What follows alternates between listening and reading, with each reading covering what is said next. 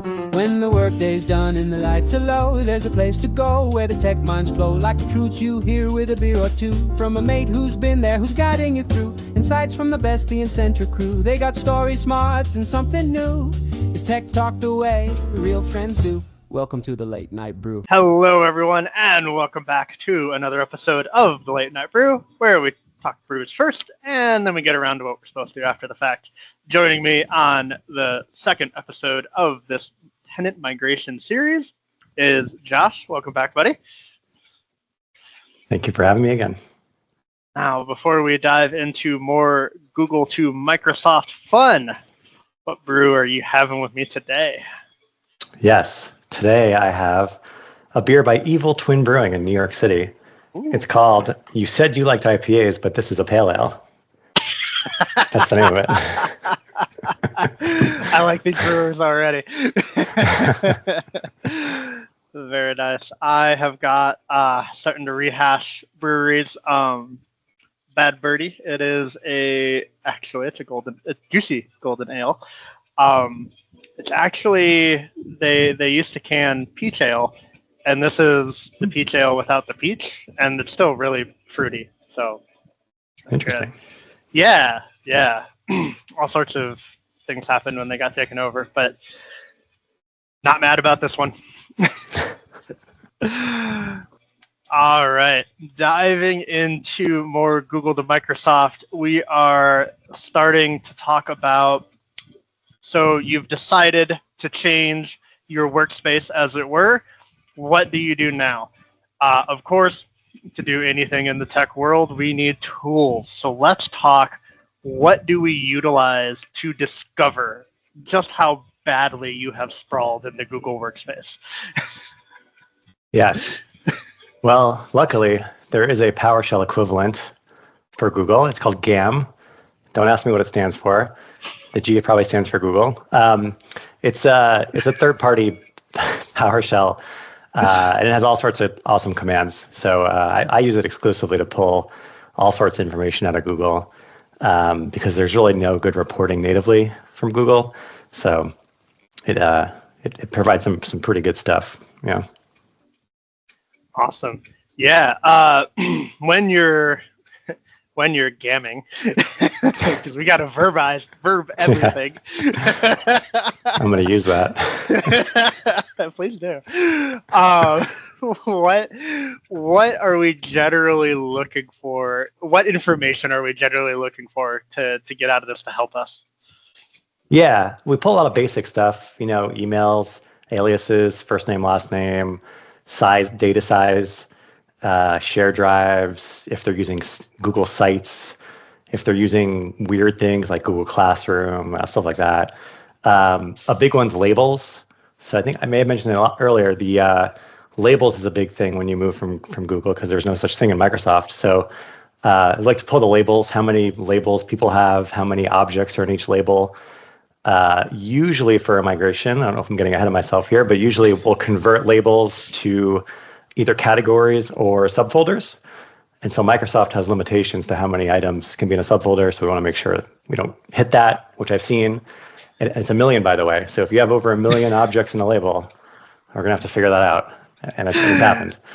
So that's a big one. Yeah. I was going to say, that's always the, who is it, Bill Gates back in the 90s? Like, who's ever going to need more than 8 gigabytes or 32 gigs or whatever the data size was? And now it's just like, I have movies that are bigger than that, Yeah, now, 1 million's a lot still, but I don't know. It happens, I guess. Oh, yeah. You wonder how, and it's always in our world of, there's somebody. The rules exist for a reason, and the limits always end up getting hit. Yeah. There's a couple others I'll just rattle off. Calendars, like calendar permissions, all kinds of permissions. A big one with migrations is that Google, a lot of migration tools don't support what's known as other calendars in Google, like shared calendars, because they live in a mailbox and not as they should in a separate account in Microsoft. Oh, yeah. So a lot of tools don't migrate it. So we like to pull that information, see what's out there to let people know, hey, this probably won't migrate. Or if it does migrate, it's going to be weird. So yeah, things like that. that's a good one. And labels is always a great call out. And I'm sure we'll talk about it again when we get to the actual moving of the data. Yep.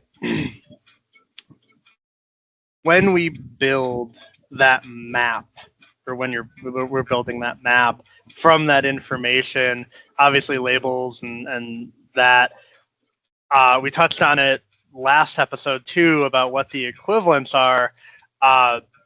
This is where we generally get to the back and forth with whoever we're working with of, okay, these are your options, right? So let's talk through a little bit of that mapping, that back and forth that happens as a result of that discovery in order to understand what that end picture looks like.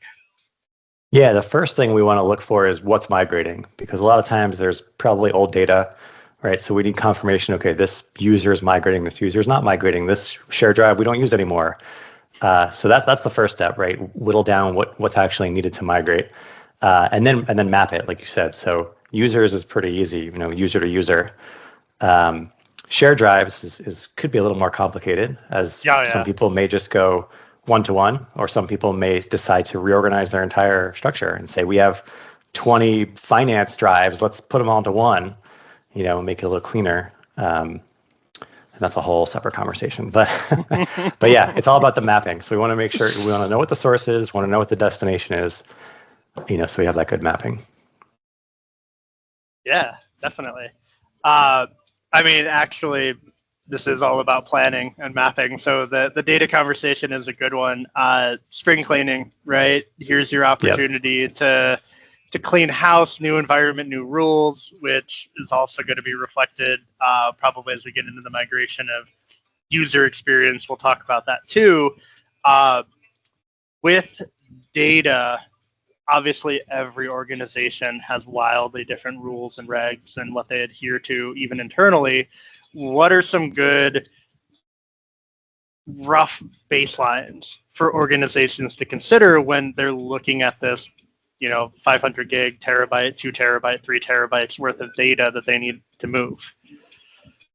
Yeah, cleanup's definitely a good thing. It's hard to clean up in Google. There's not, at least I haven't seen the easy retention policies like Microsoft has, right? So it's usually difficult to clean up. A lot of migration tools will let you move, a date range, right? Let's say you only want to take the last 4 years of data.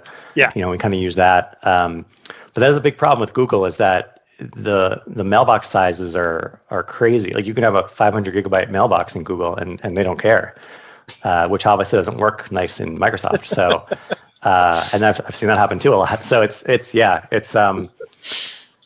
identifying, and that's part of the discovery as well, right? Is seeing who is at risk of those really large mailboxes, and figuring out a good plan for that, because that mailbox will take a long time to migrate. It'll move. It may just take several months. So that's another good thing to plan out. But yeah, it's a lot of it. When you move the data, some find it's easier to clean it up once it's moved, at least retention policy wise.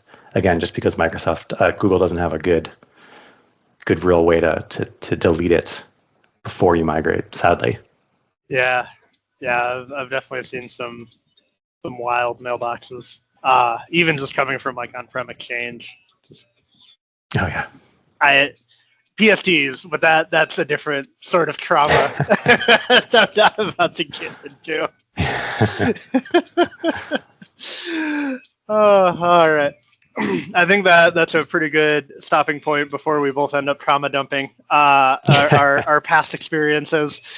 To round it out, next episode we're going to dive into not just the preparation for the migration, the build, beginning that migration, what does that look like, right, and getting things rolling, and what to expect with that.